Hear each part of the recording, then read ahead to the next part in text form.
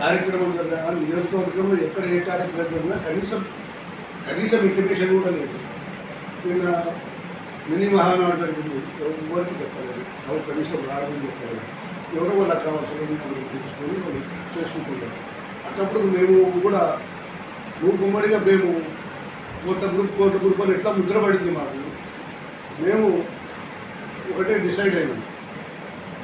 అప్పుడు చంద్రబాబు నాయుడు గారు చెప్పినందువల్ల మేము మళ్ళీ మామూలుగా పనిచేసినాం. ఇప్పుడు కూడా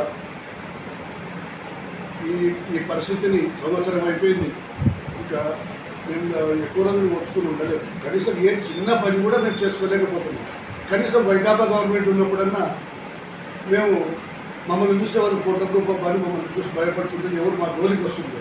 మేము ఏమైనా ఆఫీసర్ దగ్గర పని చేసుకుంటే కూడా ఎవరు అడ్డం పడుతుంటుంది. వాళ్ళ పని వాళ్ళు చేసుకుంటే మా పనులు చేసుకుంటారు. ఇప్పుడు మాకేమైందంటే స్వపక్షంగా విపక్షమైనట్లేదు. ఎవరితో చెప్పుకోవాలో అర్థం కావడాలి. ఇప్పటికైనా అధిష్టానం దీని మీద ఏదైనా ఒకటి నిర్ణయం తీసుకొని మాకు న్యాయం చేయకపోతే మేము ఎవరి దారి వాళ్ళు చూసుకోవాల్సి వస్తుంది అని చెప్పి డిసైడ్ అయ్యాం.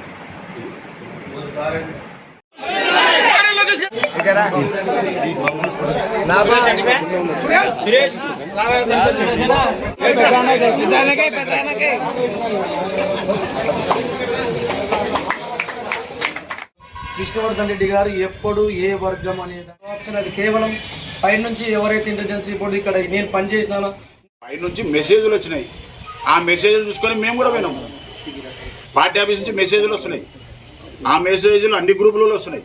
అంటే ఏం విష్ణువర్ధన్ రెడ్డి ఒకటే ఫోన్లు చేసి ఎవరికి చెప్పడం లేదు. పార్టీ ఆఫీస్ నుంచి అందరికి మెసేజ్లు వస్తున్నాయి. ఆ మెసేజ్ ప్రకారం గతంలో కూడా మేము మెసేజ్లే కదా పెట్టినది. ఇప్పుడు నిన్న మాట్లాడిన నాయకులకు కూడా మెసేజ్ల ద్వారానే కదా మనం కూడా పెట్టేది. మీరే ఇంతకుముందు కూడా మీరే ఉన్నారు కదా, ఆ రోజుల్లో కూడా మీ వరకు మీరే మాట్లాడేవాళ్ళు, కానీ మమ్మల్ని కూడా ఎప్పుడు ఇన్వాల్వ్ చేసి మాట్లాడేది లేదు. మీరు ఏ కార్యక్రమం చేస్తే ఆ కార్యక్రమాలు చేసిన వాళ్ళమే. ఈ రోజు కూడా అన్నగారు ఏం చెప్తే, ఎమ్మెల్యే గారు ఏం చెప్తే ఆ కార్యక్రమాల్లో చేస్తూనే ఉన్నాం. ఈడ కూడా ఆ వర్గం రావాకు ఈ వర్గం రావు మేమేం చెప్పలేదు. పార్టీ ఆఫీస్ నుంచి ఏం మెసేజ్ వస్తే ఆ మెసేజే చూసుకుంటున్నాము, కార్యక్రమాలకు పాల్గొంటున్నాం అంతే. సపరేటు ఎవరు కూడా మెసేజ్లు ఇది చేయడం లేదు. రాంబాబు గారు అయితే నేను మాట్లాడడం జరిగింది. అయితే పార్టీలో పనిచేసే వాళ్లకు ఖచ్చితంగా గుర్తింపు ఉంటుంది.